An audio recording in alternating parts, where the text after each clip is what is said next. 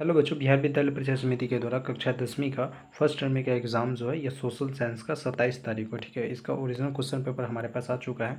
आप सभी इस वीडियो को ध्यानपूर्वक देखिए, सारा का सारा प्रश्न यही आप सभी को मिलेगा। अंतिम में मैं आप सभी को बताऊंगा भी कि कैसे आप सभी क्वेश्चन पेपर डाउनलोड करेंगे, इसलिए वीडियो को ध्यानपूर्वक देखिए। यहाँ पर देखिए प्रश्न कह रहा है, पहला नंबर प्रश्न, यूरोपीय सभ्यता का पालन किस देश को कहा जाता है। तो यूरोपीय सभ्यता का पालन अगर पूछे किस देश को कहा जाता है तो ऑप्शन नंबर ए बताओगे, रूस को कहा जाता है। यहाँ पे दूसरा नंबर प्रश्न देखिए कह रहा है, राष्ट्रवाद की अवधारणा का जन्म किस आधुनिक घटना से सर्वप्रथम माना जाता है। तो राष्ट्रवाद की अवधारणा का जो जन्म है ये किस आधुनिक घटना से माना जाता है। तो पुनर्जागरण से माना जाता है। ऑप्शन नंबर सी आपका बिल्कुल सही आंसर हो जाएगा। यहाँ पर देखिए प्रश्न कह रहा है, 3 नंबर प्रश्न, जाल्बेराइन नामक शुल्क संघ की स्थापना जो है ये किस वर्ष हुआ था। तो जाल्बेराइन नामक शुल्क संघ की स्थापना 1834 ईस्वी में हुआ था। ऑप्शन नंबर सी आपका सही आंसर है।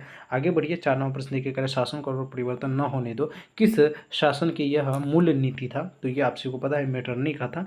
ऑप्शन नंबर ए आपका बिल्कुल सही आंसर हो जाएगा। आगे बढ़िए, 5 नंबर प्रश्न आपसे जो पूछा हुआ है कि इटली के एकीकरण का तलवार किसे कहा जाता है। तो इटली के एकीकरण का तलवार जो है ये गैरीबाल्डी को कहा जाता है। ऑप्शन नंबर डी आपका बिल्कुल सही आंसर हो जाएगा।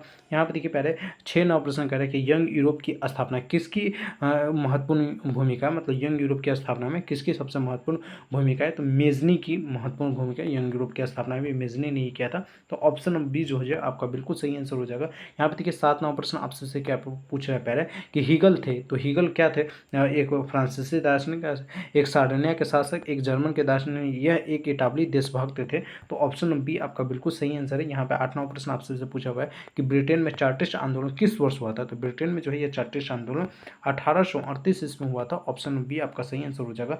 9 नंबर प्रश्न देखिए आपसे पूछा हुआ है कि समाजवादियों का बाइबल किस पुस्तक को कहा जाता है। तो समाजवादियों का बाइबल जो है ये दास कैपिटल को कहा जाता है। ऑप्शन नंबर सी आप बताओगे, बिल्कुल सही आंसर हो जाएगा। 10 नंबर प्रश्न देखिए, अगर वर्ष 1921 इसमें में नई आर्थिक नीति का जन्मदाता किसे माना जाता है। वर्ष 1921 इसमें नई आर्थिक नीति NEP न्यू इकोनॉमिक्स पॉलिसी का जन्मदाता जो है ये किसे माना जाता है। तो लेनिन को माना जाता है। ऑप्शन नंबर ए आपका सही आंसर हो जाएगा। यहाँ पे 11 नंबर प्रश्न आपसे पूछा हुआ है, किस महान दार्शनिक का कथन है, हमारे पास पेट भरने के लिए बहुत कुछ है लेकिन पेट ही भरने के लिए नहीं है। तो ऐसा कहने वाले व्यक्ति का नाम था जिमरमैन। ऑप्शन नंबर ए आपका सही आंसर हो जाएगा। यहाँ पे देखिए प्रश्न आपसे कह रहे हैं कि निम्नलिखित में से कौन अनवीकरणीय संसाधन है। तो देखिए नवीकरणीय संसाधन में लोहा, तांबा, बॉक्साइट ये जो हो जाएगा नवीकरणीय संसाधन, लेकिन अनवीकरणीय संसाधन में जो है वन। ऑप्शन नंबर ए अनवीकरणीय संसाधन नहीं है, सॉरी नहीं है, तो वन जो हो जाएगा अनवीकरणीय संसाधन नहीं है, अन्यथा लोहा, तांबा, बॉक्साइट ये सब अनवीकरणीय संसाधन है, ठीक है। तो ऑप्शन नंबर डी आपका बिल्कुल सही आंसर हो जाएगा। यहाँ पे देखिए पहले 13 नंबर प्रश्न कह रहे हैं कि सौर ऊर्जा निम्नलिखित से कौन सा संसाधन है। तो सौर ऊर्जा जो है यह पुनः प्रतियोग्य संसाधन है। ऑप्शन नंबर बी आपका सही आंसर हो जाएगा। 14 नंबर प्रश्न आपसे कह रहा है कि +5 सम्मेलन किस सम्मेलन को कहा जाता है। तो +5 सम्मेलन जो है क्योटो सम्मेलन को कहा जाता है। ऑप्शन नंबर डी आपका बिल्कुल सही आंसर हो जाएगा। यहाँ पे देखिए प्रश्न आपसे पूछा है 15 नंबर प्रश्न कि निम्नलिखित में से कौन सा गैस जो है क्योटो सम्मेलन के अंतर्गत ग्लोबल वार्मिंग के लिए जिम्मेवार गैस के अंतर्गत आता है। तो ग्लोबल वार्मिंग के जिम्मेवार के रूप में कौन सा गैस आता है। तो CO2 carbon dioxide. Option number b आपका सही आंसर हो जाएगा। यहाँ पे देखिए पहले 16 नंबर प्रश्न पूछा हुआ है कि पंजाब में भूमि निम्नीकरण का मुख्य कारण क्या है। तो पंजाब में भूमि निम्नीकरण का मुख्य कारण जो है यह अधिक सिंचाई। ऑप्शन नंबर डी आपका सही आंसर है। पुराने जलोढ़ मिट्टी को कहा जाता है। तो हम जो भी पुराने जलोढ़ मिट्टी रहते हैं उसे हम खादर कहते हैं और नए जलोढ़ मिट्टी को बांगर कहते हैं। तो ऑप्शन नंबर ए आपका सही आंसर हो जाएगा। यहाँ पे देखिए 18 नंबर प्रश्न कह रहे हैं कि कपास की खेती के लिए सर्वप्रथम वो उपयुक्त मृदा मतलब मिट्टी कौन सी है। तो काली मिट्टी। कपास की खेती के लिए सबसे पहले हम किस मिट्टी को मतलब पहले नंबर पे रखेंगे। तो काली मिट्टी को रखेंगे। आगे बढ़िए और यहाँ पे देखिए 19 नंबर प्रश्न कह रहे हैं कि पर्वतीय ढाल किस पुस्तक की कृषि होती है। पर्वतीय ढाल में किस पुस्तक की कृषि होती है। तो शोपानी कृषि होती है। ऑप्शन बी आपका सही आंसर हो जाएगा। 20 नंबर प्रश्न देखिए कह रहा है मृदा के पोषक तत्व किस प्रकार समाप्त होती है। मृदा के पोषक तत्व जो है किस प्रकार समाप्त होती है। तो मृदा जमाव से समाप्त होती है। ऑप्शन नंबर सी आपका सही आंसर हो जाएगा। यहाँ पे देखिए प्रश्न कह रहे हैं 21 नंबर प्रश्न कि प्रोस्टेट एवं कैथोलिक के संघर्ष के लिए कौन से देश को जाना जाता है। तो प्रोस्टेट एवं कैथोलिक संघर्ष के लिए किस देश को जाना जाता है। उत्तरी आयरलैंड को जाना जाता है। ऑप्शन नंबर डी आपका सही आंसर हो जाएगा। 22 नंबर प्रश्न कह रहा है सामाजिक विभेद के कारण किस देश का विखंडन हो गया। तो सामाजिक विभेद के कारण अगर पूछे किस देश का विखंडन हो गया, तो यूगोस्लाविया का विखंडन हो गया। ऑप्शन नंबर ए आपका सही आंसर है। आगे बढ़िए और यहाँ पर देखिए 23 नंबर प्रश्न करें, मुस्लिम लीग की स्थापना किस वर्ष हुई थी? तो मुस्लिम लीग की स्थापना वर्ष 1906 ईस्वी में हुआ था। बंगाल विभाजन की घोषणा वर्ष 1905 ईस्वी में हुआ था। याद रखोगे, हमारा देश जो है ये 15 अगस्त वर्ष 1947 ईस्वी को आज़ाद हुआ था।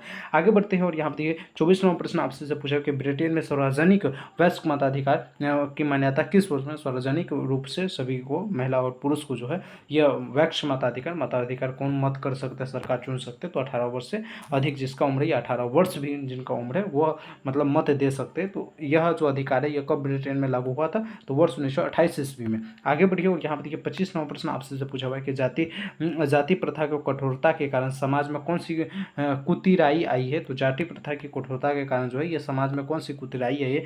तो अस्पृश्यता आया है, समाज का विभाजन हो रहा है, उच्च नीच का भाव देखने को मिला, भेदभाव देखने को मिला। यानी ऑप्शन नंबर डी हो जाएगा, बिल्कुल सही आंसर हो जाएगा। 26 नंबर प्रश्न आपसे से पहले क्या पूछा हुआ है देखिएगा, बहुत ही इजी क्वेश्चन पूछा हुआ है। और पहले यदि आपसे भी अभी तक हमारे व्हाट्सएप तथा टेलीग्राम चैनल से नहीं जुड़े हैं तो आप लोगों को है ना डिस्क्रिप्शन में व्हाट्सएप ग्रुप का लिंक मिलेगा, हर हाल में ज्वाइन कर लीजिएगा, क्योंकि जैसे ही कोई भी किसी भी प्रकार का पेपर आता है या कुछ भी नोटिफिकेशन आता है उसी ग्रुप में सबसे पहले दिया जाता है। ठीक है, यहाँ पे प्रश्न कह रहे हैं कि निम्नलिखित में से सामाजिक विभाजन का निर्धारक तत्व कौन नहीं है? तो निर्धारक तत्व सामाजिक विभाजन का जो नहीं है यह कौन नहीं होगा?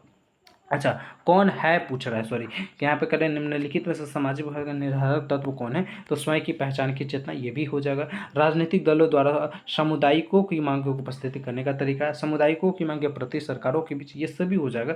नहीं, ऑप्शन नंबर डी जो हो जाएगा ये बिल्कुल सही आंसर है। यहाँ पे देखिए 27 नंबर प्रश्न कह रहा है कि निम्नलिखित में से कौन सा व्यक्ति विभेद, सामाजिक विभेद को उत्पन्न करने में सहायक होता है? निम्नलिखित में से कौन सा व्यक्तिगत विभेद जो ये सामाजिक विभेद को उत्पन्न करने में सहायक होता है? तो रंग, लिंग, धन, ये सभी करता है। तो ऑप्शन नंबर डी आपका सही आंसर हो जाएगा। 28 नंबर प्रश्न कह रहा है कि श्रीलंका की शासन व्यवस्था में हर स्तर पर किस समुदाय को अधिक भागीदारी प्राप्त है? तो श्रीलंका की शासन व्यवस्था में किस समुदाय को जो है हर स्तर पर अधिक मतलब भागीदारी प्राप्त है? सिन्हली, और पता ही है सिन्हली और तमिली के बीच में श्रीलंका में हमेशा जनसंघर्ष हो ही जाता रहता है।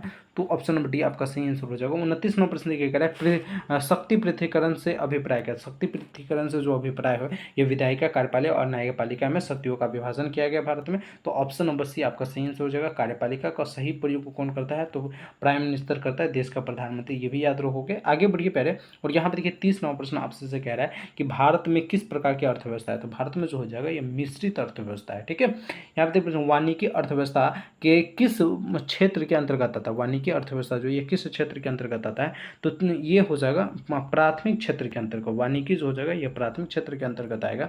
आगे बढ़ते हैं और यहाँ पर देखिए प्रश्न कह रहा है कि भारत में प्रथम पंचवर्षीय योजना का कार्यकाल क्या था? तो भारत में प्रथम पंचवर्षीय योजना का कार्यकाल पूछे तो वर्ष 1951 से 56। ठीक है, ये याद रखोगे। आगे बढ़िए और यहाँ देखिए प्रश्न क्या है 33 नंबर प्रश्न, आर्थिक विकास की माप के लिए सबसे उपयुक्त सूचकांक क्या है? तो आर्थिक विकास का अगर माप करना है तो सबसे उपयुक्त सूचकांक जो होता है यह प्रति व्यक्ति आय की गणना करना। ऑप्शन नंबर सी आपका सही आंसर हो जाएगा।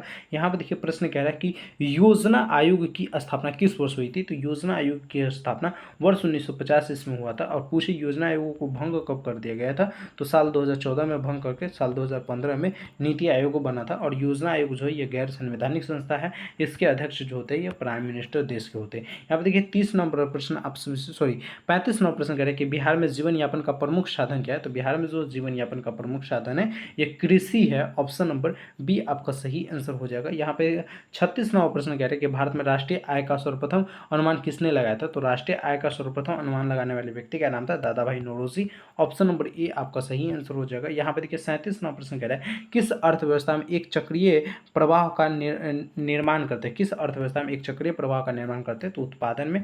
ऑप्शन नंबर ए आप बताओगे, बिल्कुल सही आंसर हो जाएगा। 38 नंबर प्रश्न आपसे से कह रहा है कि झारखंड बिहार की किस वर्ष, झारखंड जो है बिहार से किस वर्ष अलग हुआ था? तो नवंबर में अलग हुआ था। और झारखंड राज्य कब बना था? तो 15 नवंबर 2000 ईस्वी को झारखंड जो है एक राज्य बना था। अगला प्रश्न देखिए 39 नंबर प्रश्न कह रहे हैं कि निम्नलिखित में से एक प्राकृतिक आपदा नहीं है। तो प्राकृतिक आपदा बाढ़ भी है, भूकंप भी, सुनामी भी, लेकिन आतंकवाद जो है यह प्राकृतिक आपदा नहीं है, मानवकृत आपदा है। यहाँ पे 40 नंबर प्रश्न जो कि लास्ट क्वेश्चन है, ठीक है, मतलब मैं 40 प्रश्न ही पढ़ाता हूँ, आपके एग्जाम में तो 80 क्वेश्चन रहेगा और आपको 40 ही बनाना है, तो फालतू में कहा आप अपना भी समय बर्बाद कीजिएगा, ठीक है। तो 40 प्रश्न देख लीजिए। बिहार का कौन सा क्षेत्र जो है यह बाढ़ग्रस्त क्षेत्र है? तो उत्तरी बिहार जो है यह बाढ़ग्रस्त क्षेत्र है। आइए अब चर्चा करते हैं कि इसका क्वेश्चन पेपर कैसे डाउनलोड करेंगे।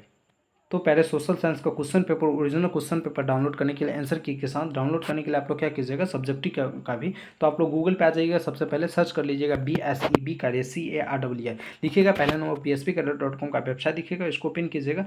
BSB अपडेट में आप सभी को यह पोस्ट दिखेगा, Bihar board 10th first term exam routine 2025 out और त्रैमासिक परीक्षा का रूटीन एक क्लिक में देखे, तो आप लोग सिंपल से इसी पे क्लिक कीजिएगा, यहाँ पे प्रश्न पत्र भी लिखा रहेगा। डोंट वरी, आप लोगों को इसी पे क्लिक करना है। क्लिक करने के बाद आप सभी जानकारी को ध्यानपूर्वक अच्छे से पढ़ लीजिएगा।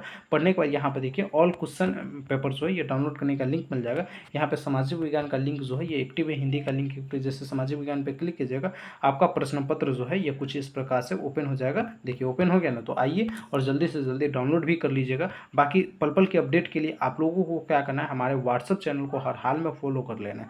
मिलते हैं अगले वीडियो में, जब तक के लिए जय हिंद जय भारत।